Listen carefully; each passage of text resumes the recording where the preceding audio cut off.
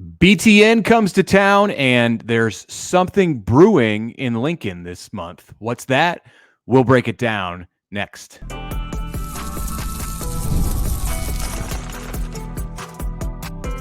You are Locked On Nebraska, your daily Nebraska Cornhuskers podcast, part of the Locked On Podcast Network, your team every day. Good morning, and thank you for making Locked On Nebraska your first listen every day. We are free and available wherever you get podcasts and on YouTube, part of the Locked On Podcast Network, your team every day. And today's episode is brought to you by Gametime. Download the Gametime app, create an account, use the code LOCKEDONCollege for $20 off your first purchase. Terms apply. All right. Good morning. Happy Thursday. It's Connor Happer from 1620 The Zone in Omaha and Mitch Sherman from The Athletic. Wednesday night, we got a little bit of an inside look at a Nebraska practice from the guys on BTN. This used to be a bus tour where they would just drive around in a big RV for 2 weeks. Don't think that's possible anymore. In fact, they've split up the crews. So I wondered, we were texting throughout this, Mitch, and I wondered, where's Jerry DiNardo? And then it hit me. I was watching the Oregon one a little earlier in the week, and Jerry DiNardo was there. So he got put on the West Coast crew with some other guy who I had never seen before. And so it was Howard Griffith and Dave Revsine at this one. Maybe they upgraded. Maybe they take jets from place to place now. But they split it up with the West Coast and then the rest of the conference. So they made it out to Lincoln, got a little look at practice. They talked to Matt Rule and both the coordinators, running backs, Gabe Irvin and Emmett Johnson, Nash Hutmaker, John Bullock on the defensive side. Couple little interesting nuggets. I mean, actually a whole bunch of stuff that we could get through, and we'll use this podcast to get through it and bounce some of their thoughts off of you guys as well. I guess what were some of the things immediately that stood out to you, Mitch, from watching that hour-long show? Well, first they said they were going to Iowa next, so I don't think they're taking a jet. But you never know. Maybe the Midwest guys, the guys on like the old school Big Ten part of the tour, like they got stuck with the RV and they sent DiNardo out to the West Coast, and he got the private jet treatment. Who knows? But this thing is not exactly what it used to be. It's more difficult to cover the entire league in the month of August when there's 18 teams to get to. But so the first thing that I wrote down about this after digesting it was what Matt Rule said in his interview with the guys about how he wants Nebraska to be relevant. And he mentioned that Nebraska is a program that should strive to make the college football playoff. Like, we've heard this before. And then he said, quote, "We're not going to make apologies for the fact that we think we belong." Okay, that was interesting. And I wonder, maybe it's just me, but I kind of saw this as a bit of a response to the mini firestorm that came out of Indianapolis when ESPN's Paul Feinbaum suggested that Matt Rule should stay in his lane after Rule talked about his belief that the Big Ten should have 4 teams in the college football playoff this year. So no apologies for anything that he has to say about the college football playoff. He's going to stand up and speak about that, and specifically in this instance, speak about how Nebraska is a program, maybe not a team in 2024, although he didn't say they weren't. But right. Nebraska as a program should strive to make the college football playoff, to contend for the 12-team college football playoff. Either way, I think it's an important message for him to convey to fans and to recruits right now. He shouldn't. I mean, that's like, we talked about it, what Feinbaum said at the time. I mean, it's, first of all, it was not Rule saying that they belong in the playoff this year or whatever. It was just talking about the conference at large. But even if he was talking about Nebraska, you're in a position in the Big Ten where Rule talked about being in the mix for that when they get to November, when it gets cold outside and Nebraska's already logged away 7 or 8 wins, and you're looking for that extra oomph to kind of, get into the playoff. Nebraska's in a position in the Big Ten Conference where they don't have to be shy about that. And we've seen the schedule this year. I mean, we you look at it and you think that we think that they can knock out, 5, 6, 7 wins in their first 7 games or something like that. So that's not a crazy expectation to have. It's part of the adjustment, I think, of the new college football playoff. Yeah. A year ago, it would have sounded insane. And now, like a year ago, we'll put it this way. A year ago, there was probably 8 to 10 teams who could have said out loud, yes, we'd like to make the playoff this year, and not sounded crazy. Now there's probably 35 or 40, Yeah, I was going to say 30 to 35, sure, but 40, why not? Yeah, there's dream big in August. Exactly. You win 9, 10 games in a league like this, then you're going to be right on the doorstep, and it's going to come down to those little margins at the end of the season. So, no, I think that's a very accurate message to sort of convey to the fan base. And like I said, it's part of the kind of adjusting reality that we have to this new expanded playoff. So that was a big picture thought that I had that came out of the Big Ten Network's visit to Lincoln. There were a lot of things where they got into the dirt and talked about personnel. You mentioned that both coordinators did interviews. We heard, a lot of different names, a lot of new players' names, newcomers to the Nebraska program. What did you come away from this show thinking about first? Well, obviously there's going to be some, like, they approach it with pretty, like, they're asking generic questions, and it's like, hey, what's this team going to be like? They're trying to get the feel for it more than anything else. And that was the thing that I think, those guys took away at the end of it. As you said there in the tease in the cold open, like the message from Howard Griffith was there's something special brewing here. Like, it feels like a program that has, I don't know if they've like turned the corner in reality, but they've adjusted the mindset from, hey, we just want to we want to get back to playing good fundamental football, and like, can we start there, to now it's gotten ramped up for a variety of different reasons. Like, they've improved a whole bunch of stuff, including the quarterback, which we'll talk about during the show. But like, they have turned that mentality from, we just want to win some games, to, we really want to win some games. Like, there's a difference. Like, we are it's a place where we are prepared to win, and we're ready to win. So let's go out and do it. Part of the reason I think that we pay attention to this, and that people watch this show, and not this show, but the Big Ten Network show when they do their tour, is that they get some special access that the media on the ground here, or even media that comes in nationally, isn't getting. The Big Ten Network's a media partner with Nebraska, so there are some favors that are showed to them, and that's fine. They're helping pay the bills, and they got a tour of the facility, which isn't all that groundbreaking. We've seen the facility, but they were wowed by what Nebraska's got with its facility, and they get to watch a practice, so a whole practice, and they talked about the defensive line. They talked about Dylan Raiola, the quarterback, and how he's taking command of the huddle. But more than anything, and Dave Revsine, he laid this out at the beginning of the hour-long show, and then again at the end.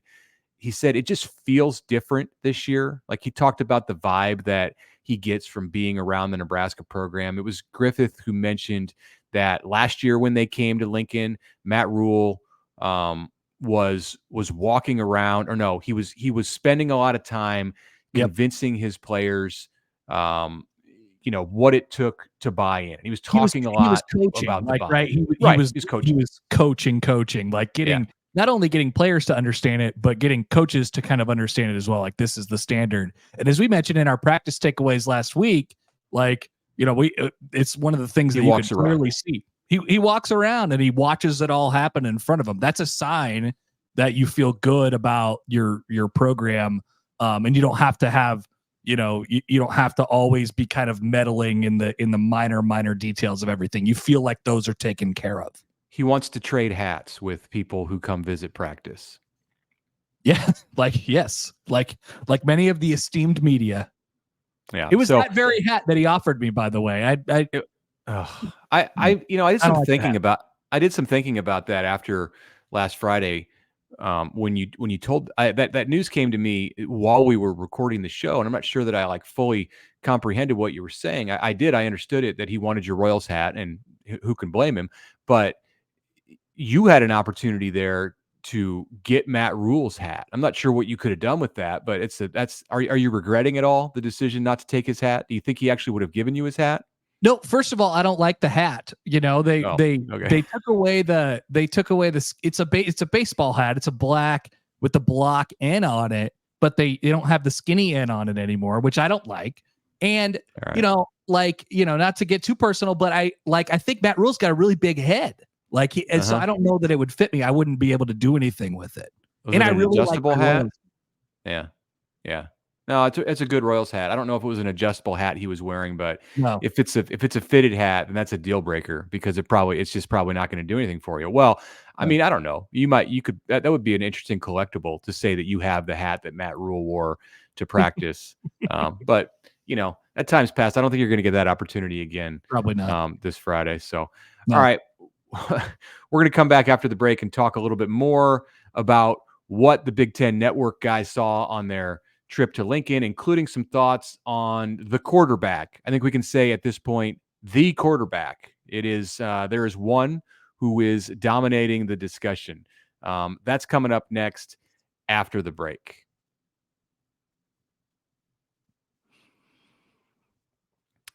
Okay, Mitch Sherman here for Gametime, a sponsor of the Locked On podcasts. Gametime, as we've told you, is an authorized ticket marketplace of Major League Baseball. And this is like a day-by-day discussion when it comes to Major League Baseball. There's days where I want to talk about the Kansas City Royals and maybe get into a Kansas City Royals game here in the pennant race. And then there's days where I don't want to. And the last couple of days before Wednesday, I didn't really want to, but the Royals are back to their winning ways, taking the series finale in Minneapolis. Now they're on to Cincinnati. They're going to be home next week for the Angels and then the Phillies. The Phillies, that's a potential World Series matchup right there, don't you think? Yeah. So you want a preview of the World Series. This is my long way of saying it. Go to Gametime and get some tickets for the Royals Phillies next weekend in Kansas City. If you go there, you get all-in pricing. There's no fees at checkout. You can see deals for specific zones of the stadium, flexible customer service. Take the guesswork out of buying tickets with the Gametime app. Here's how you do it. Create an account. Use the code LOCKEDONCollege for $20 off your first purchase. Terms apply. Again, create an account and use the code LOCKEDONCollege for $20 off. Check it out at Gametime.co. Download the app today. Gametime, lowest price guaranteed.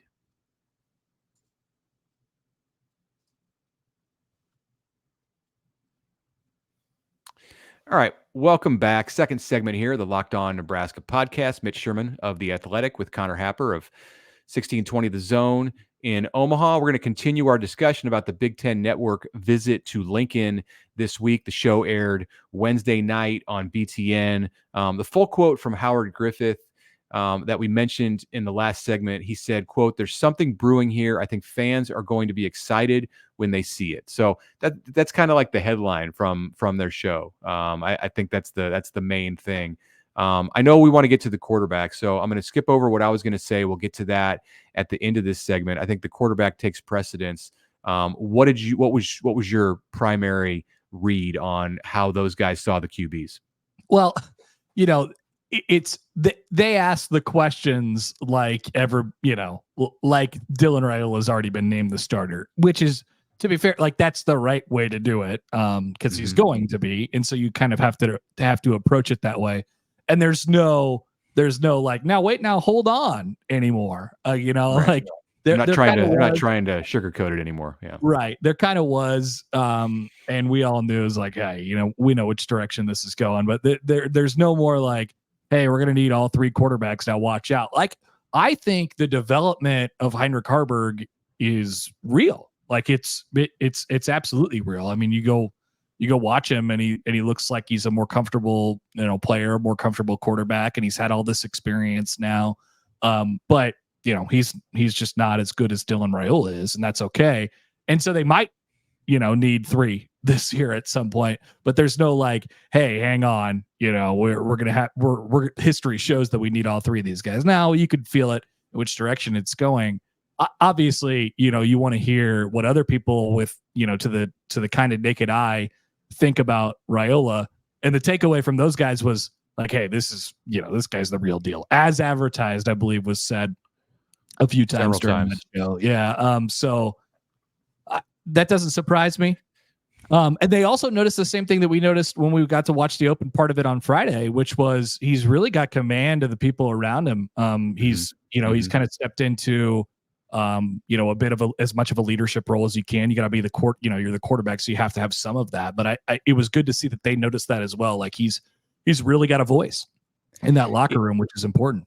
Yeah, the old standby line that Rule was going to in the spring and even through much of the summer was that I think we're going to need all the quarterbacks to win. And he's kind of drifted away from that a little bit too.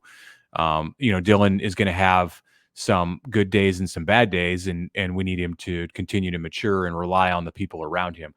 What Marcus Satterfield said, and I've heard him go this direction before, but it's kind of starting to turn into his stump speech when it comes to Dylan Raiola. He talked about how he grinds at the game. That was the word he used. He said it's fun to watch him. We like where he is. And he told a story about Dylan staying up late at night to like work through plays and in the playbook and dissect reads and do whatever it is that he learned from Matthew Stafford and Dan Orlovsky to do with his playbook in Dylan's younger days.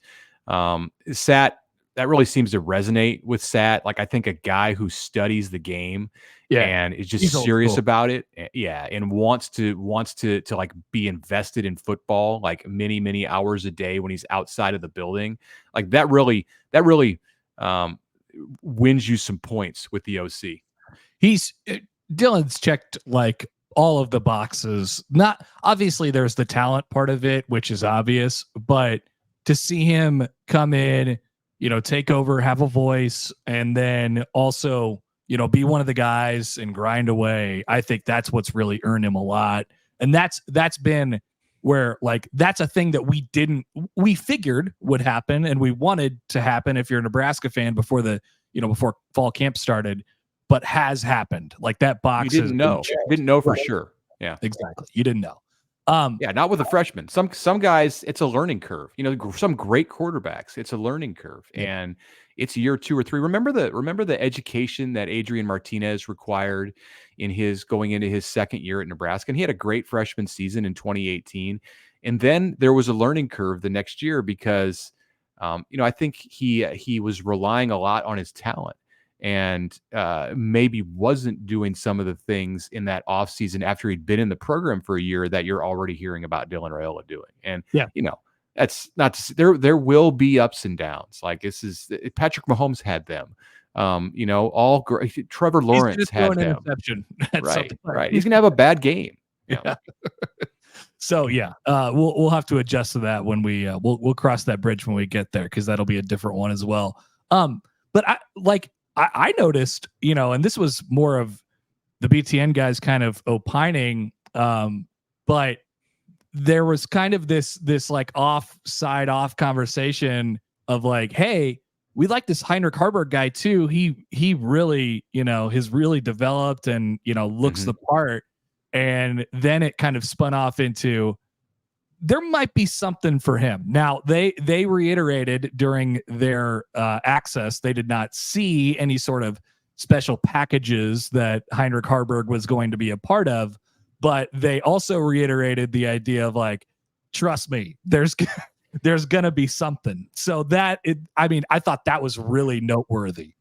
Very interesting. And I think the thing to note there is that, look, if you or me had been saying that, or just take a couple of guys who are in the media or fans, whatever, who live in Nebraska and are around this conversation all the time, that would be one thing, because, that you just kind of like pick that up, you soak that in over the months. Like it's just something that Nebraska people say about the offense right now. Oh, well, they're going to make a package for Heinrich Harburg. Dave Revsine and Howard Griffith are not living in that community. They are covering 18 teams and, keeping an eye on things nationally. And I'm sorry to say, but Nebraska is not at the top of their mind. They're not spending hours a day on Nebraska like they might Ohio State or Michigan or Oregon. So for them to come in and make that assumption or have that belief without seeing anything in practice that led them to believe that Nebraska's working on something it really is interesting. And, it kind of raises my level of intrigue again. I'd kind of like gone down a little bit on what Nebraska might do with Harburg and some other packages, because I've seen the talent at like the slot receiver position, at the running back spot, at the tight ends. And I'd kind of come to this place in my head where I was like, well, yeah, he's a good athlete, but like, is he better than Thomas Fidone? Is he better than Carter Nelson? Like, right. Is he better than Janiron Bonner? Like, where is he better than Malachi Coleman? Like, where are they going to put him? They've got all kinds of bodies there, but I'm probably of the same mind as Howard Griffith, where he says you just got to find a way to get this guy on the field. Yeah, they're like, it feels like they're at the point offensively where they feel like they've done enough at the quarterback position just by with their personnel upgrades. They've done enough at the wide receiver position with their personnel upgrades. And I think that's been clear to all of us. And so now, can we throw in a little twist or two? Can we make it more difficult to defend us and take even more pressure off of the freshman quarterback? We had always thought, like you said, Mitch, like that's something that's been thrown out there for months and months and months now, ever since Dylan Raiola committed. And it's interesting to hear somebody else look, with clean eyes, look at that and say, oh yeah, trust me, you have to think that there's going to be something going for him. That's really exciting to me. And definitely a welcome thing, because it makes all the sense in the world. So should we talk about the freshman defensive back who got a lot of notice in this show, or should we save that for when we come back in the final segment? Let's do that in segment 3, and then we'll clean up our thoughts as well. Okay. All right. There's your tease for segment 3. That's coming up after the break. Right now, we want to thank you for making Locked On Nebraska your first listen of the day. For your second listen of the day, check out the Locked On College Football podcast. Drop in for discussion on the upcoming season and the ever-changing landscape of college athletics, including talk about conference realignment, the transfer portal, NIL, expanded college football playoffs, and more. Locked On College Football is available on YouTube and wherever you get podcasts. It's part of the Locked On Podcast Network, your team every day.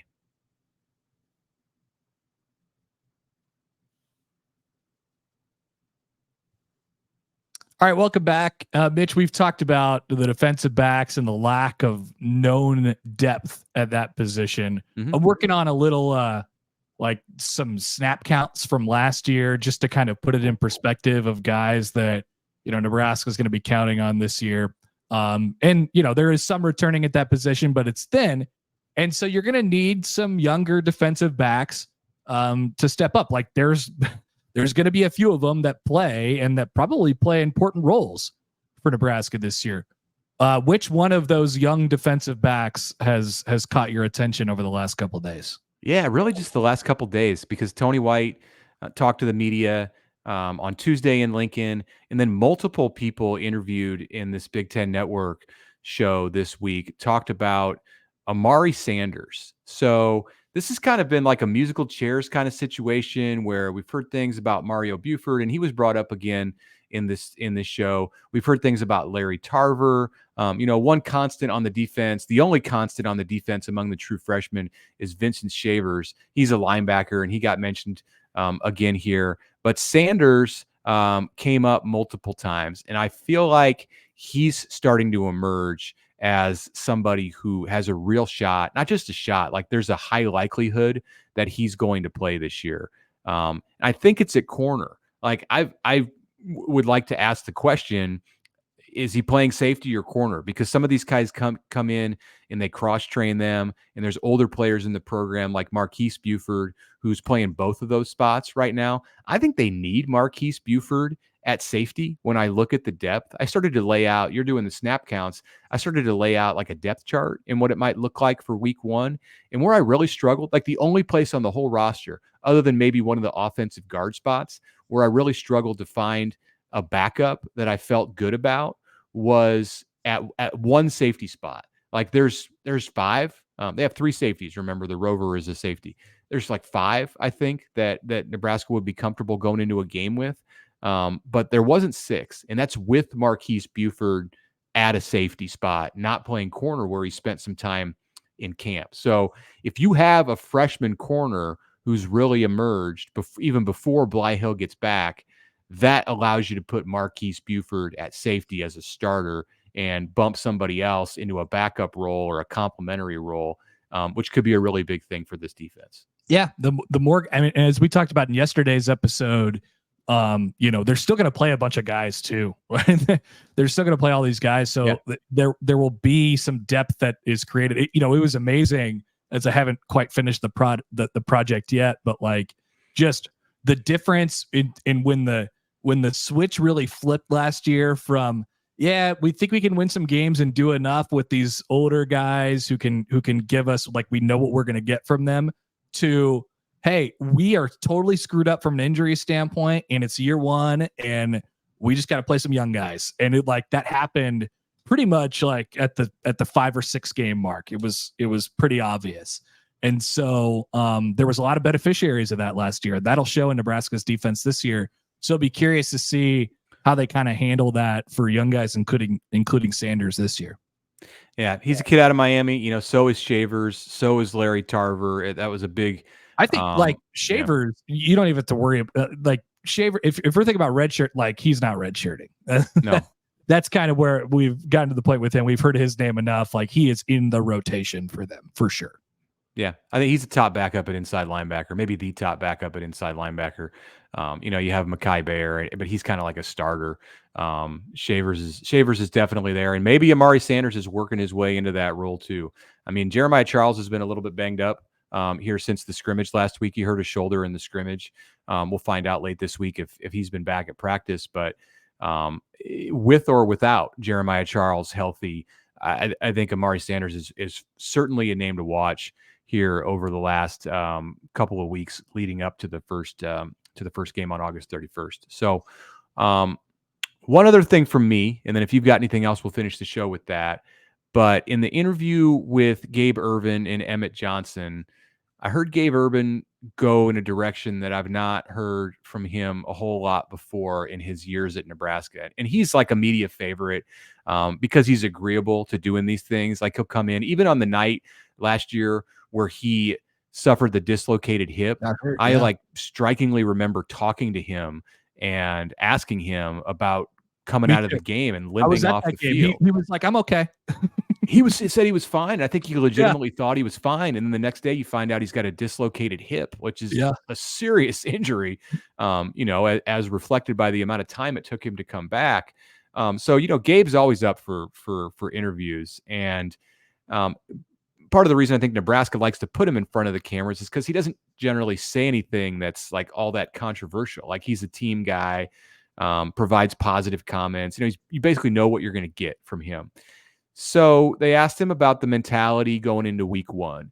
And he said that Nebraska plans to go into the season with a, quote, bloody mentality.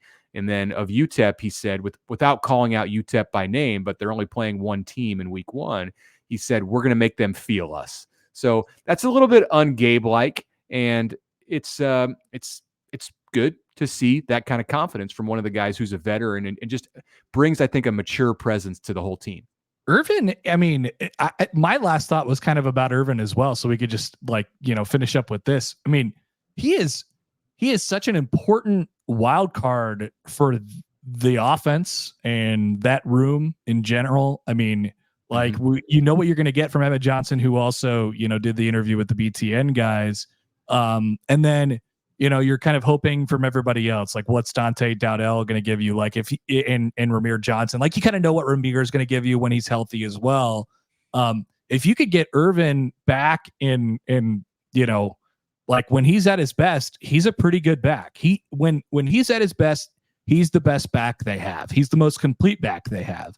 So if he's if he's full go, like that changes if he's full go, that's probably your lead back. I mean, like, so it was interesting to see him out there and talking about it. Like, he's certainly the guy. Just looking at it with my unfootball trained eye, like, I think he's the best one that they have. I guess I should a beast, by the way. Like, you see some of the pictures. Yeah, Nebraska's now been putting out, like 12 pictures a day on social media from practice. And when you see Gabe in those pictures, he's he hasn't missed any days in the weight room.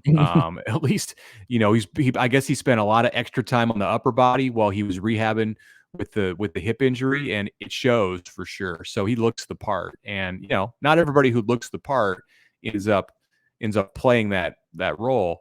I noticed in the footage, some of the footage that we saw on BTN on Wednesday night, a clip where Raiola was going back to the huddle. I think he had just been talking to Glenn Thomas, and I saw a number 23 in the huddle coming out at the running back spot, which is Dante Dowdell.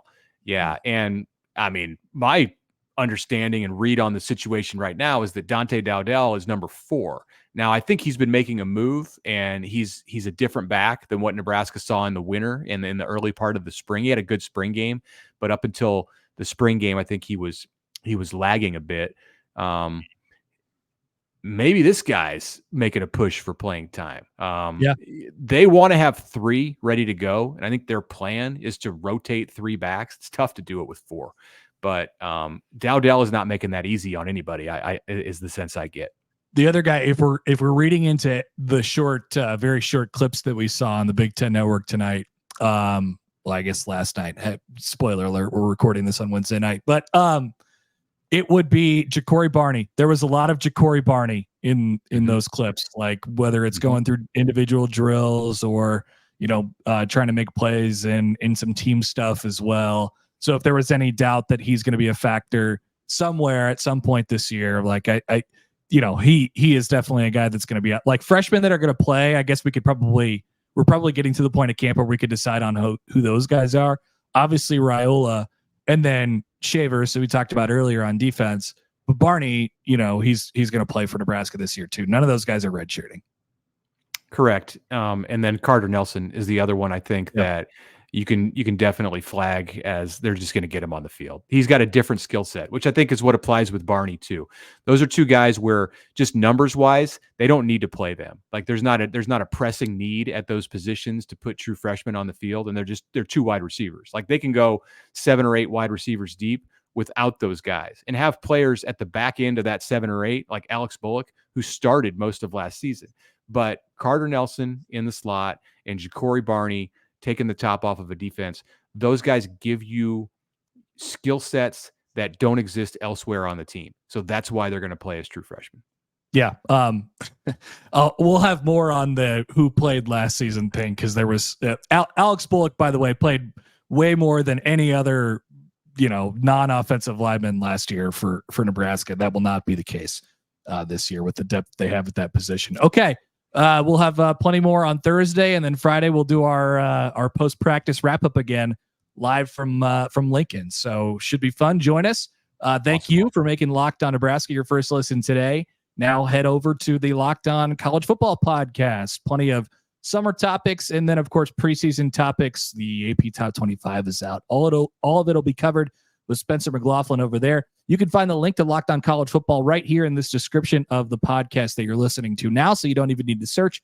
And that is part of the Locked On Podcast Network, your team every day.